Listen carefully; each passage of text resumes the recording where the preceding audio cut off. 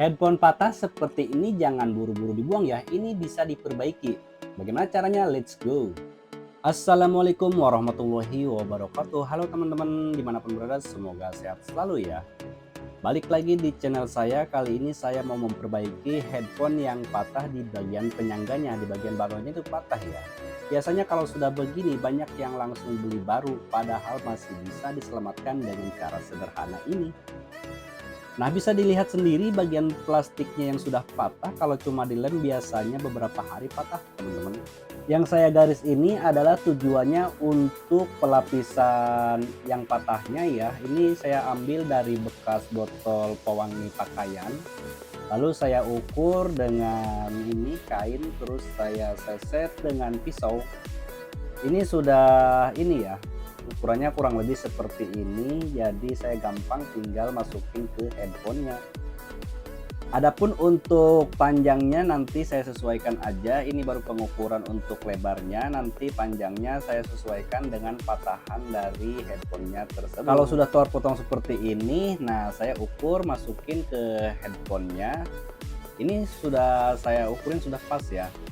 Nah, seperti ini tujuannya buat dimasukin supaya nambah kekuatan dan mudah pada saat pengelasan di headphonenya ini. Karena bagian ini sering kena tekanan waktu headphone dipakai atau dilipat.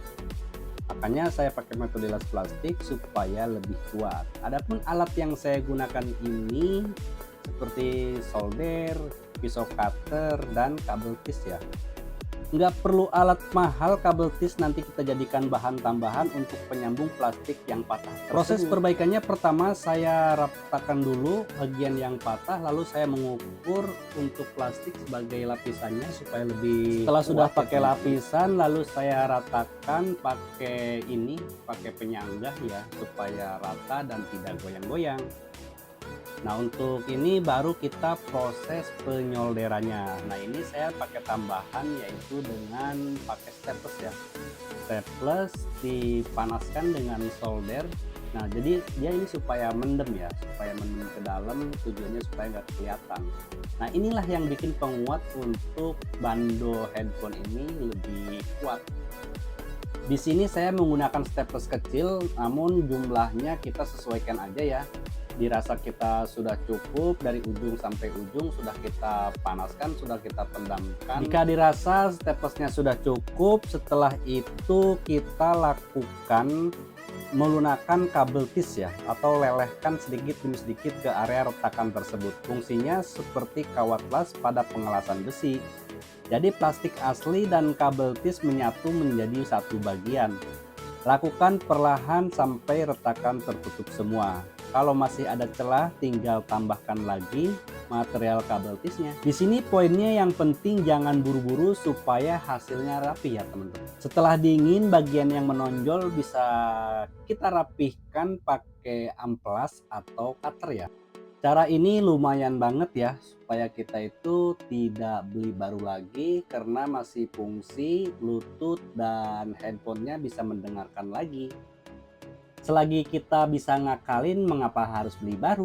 Jadi kalau kita punya uang, mendingan kita kasih ke anak untuk jajan. Proses pengelasan plastiknya ini sudah mau selesai ya.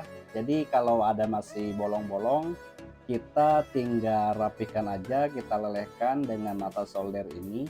Sebetulnya mata soldernya harusnya yang gepeng ya, karena adanya saya yang seperti ini, jadi tidak apa.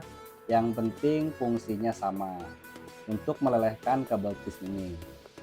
Sebisa mungkin kita ratakan ya dengan aslinya supaya nggak kelihatan nonjol banget ya, karena walaupun gimana pun juga yang namanya perbaikan pasti ada kelihatan cacatnya sedikit ya teman-teman. Yang penting samarnya ibarat aja. Luka hati ya, kalau kita sudah kecewa, sudah sakit hati, walaupun kita sudah sembuh tapi tetap ada peninggalan luka yang tidak dapat disembuhkan oleh betadine.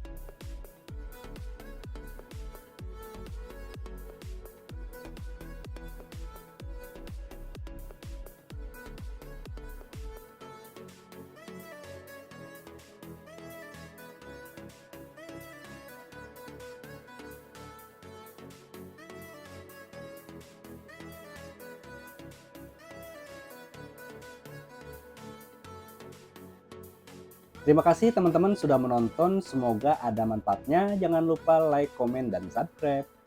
Sampai jumpa di video berikutnya.